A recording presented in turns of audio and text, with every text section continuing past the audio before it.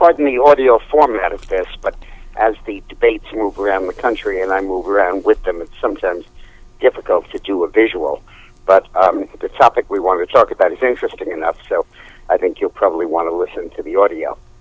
After the Michigan result, I think Bernie Sanders has a significant chance of getting more pledged elected delegates than Hillary has. At that point, if that would happen, she would try her level best to get elected with superdelegates. But that might cause a revolution in the party, and particularly if there are criminal issues related to Hillary in connection with emails, that might be impossible for her to do. The key thing about the Michigan result is that the black vote was no longer monolithic for Hillary. In the southern states, Hillary carried African Americans by 75 to 25. But in Michigan, she carried them by only 65 to 35. And that makes a big, big difference. Michigan is 14% black in population, and in the Democratic primary, it's about a quarter black. And that made a huge difference, that 3-to-1 defeat to less than a 2-to-1 defeat. And it shows that young black people are voting more with their young white contemporaries rather than with their older black colleagues or other people in the country. The blacks are no longer being monolithic in their support of Hillary. And the young, urban, sophisticated blacks are bolting her and voting with the whites against Hillary.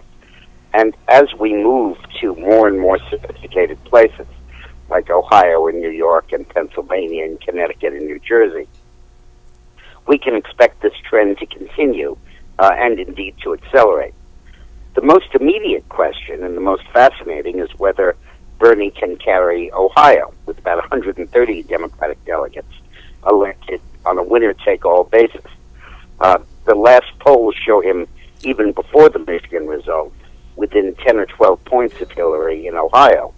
And I think he has a pretty good chance of winning there. Not so in Florida, where he's about 30 points behind. But in Michigan, over the course of the last 2 weeks, he's closed from a 30-point gap to a 10-point gap. That's in Ohio. And I think there's a fair chance that he could walk away with the Buckeye State. Now, it's important for us to realize that much of this stems from Bernie's debate performance, which is a first. In the past, his margins over Hillary come directly as a result of people's cynicism about her role in Benghazi and the email scandal and all of that stuff, the concept that she's untrustworthy. And that still remains the leading negative on Hillary, of those who said it was important to them that the president be honest and trustworthy. Bernie carried them by 80 to 20. But the debate before Michigan really established Bernie as the populist, the economic populist, and Hillary was caught lamely defending the establishment. If you don't watch these debates yourself, I do suggest you watch the Democratic debates. They're a lot of fun to see Hillary on the defensive.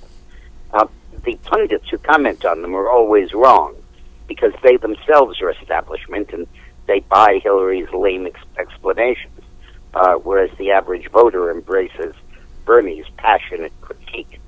And that process may unfold throughout this entire season, and we could have more surprises at the Democratic primaries. I have a audio tape that I do that's longer than this, about a half hour, that goes into more depth about the elections, and I urge you to listen to it. It's available on a link to the email that appended this video, or you could go to iTunes or podcast1.com. Thanks a lot. Thanks for listening.